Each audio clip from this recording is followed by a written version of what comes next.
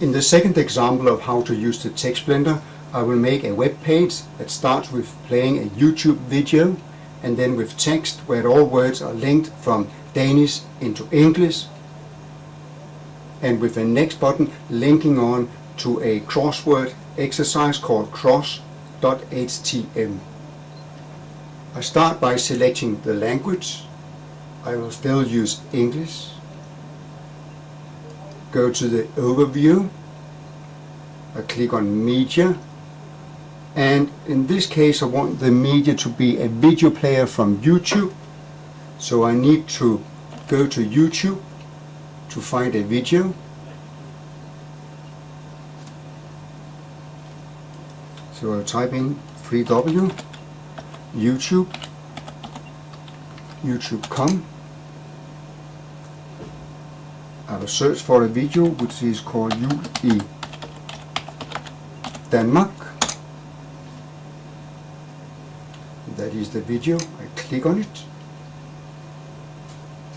Jul i Danmark. You may recognize the voice.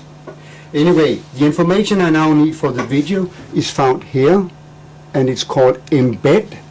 So I click on that line. I make sure that I have highlighted all of it, and I press Ctrl C, and then I go back to the TextBlender, click the video player, click the button that says embedded video information. It is important to make sure that it is the full text that I paste in. I use Ctrl V and say OK. Then the instructions. I will have to type in a headline. Remember the headline, that is the big text that will appear there. I will call it Jul i Danmark.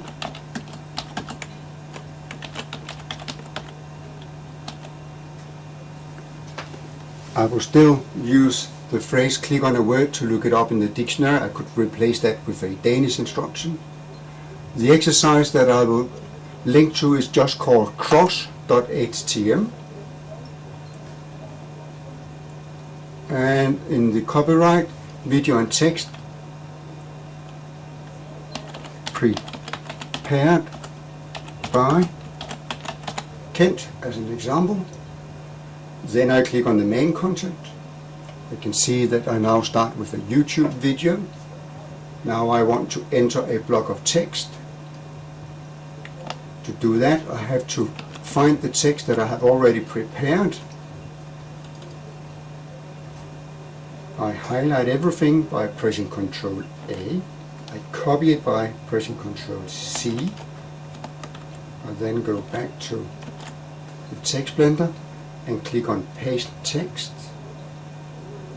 And I click Finish. Then I need to select a dictionary. The text is Danish, so I have to select from Danish into English. I check with the summary that I'm satisfied with all the decisions and click Export. I want to use Dropbox to export my exercise directly to the web. So I go to my Dropbox folder, I enter the public folder, I will make a subfolder, a new one that I call Jul, J-U-L,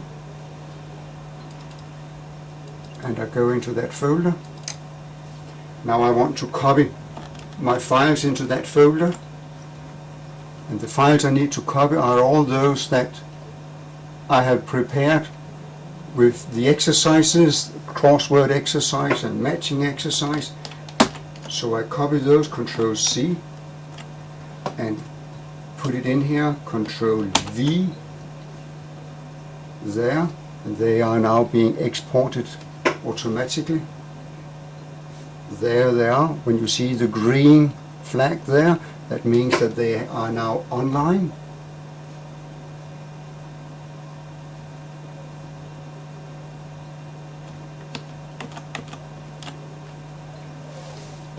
I want to export the web page. and I want to export it to my public folder and the subfolder I created previously called Jul.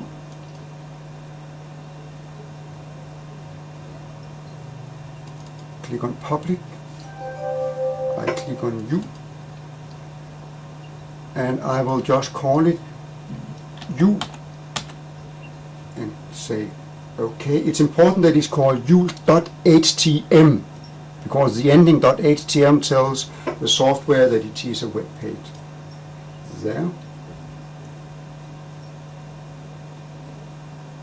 And it is now ready to be opened with my internet browser.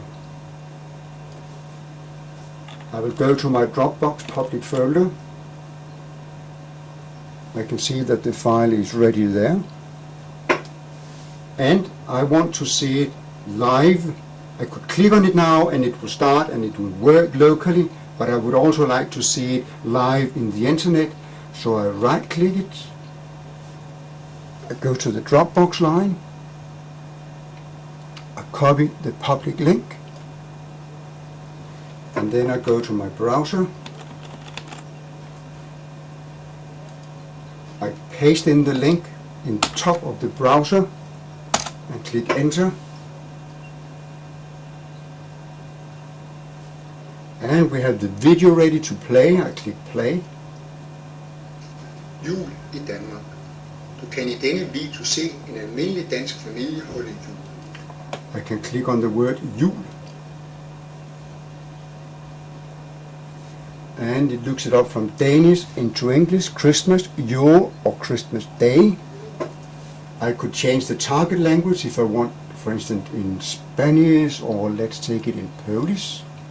I click go.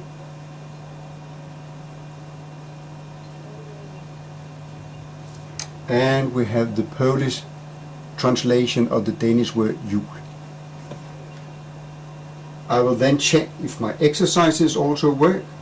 I click on next. And there it is, the crossword puzzle.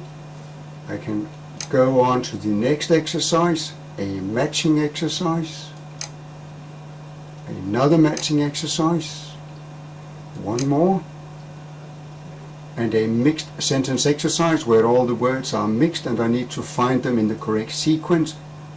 There is one more of the same type.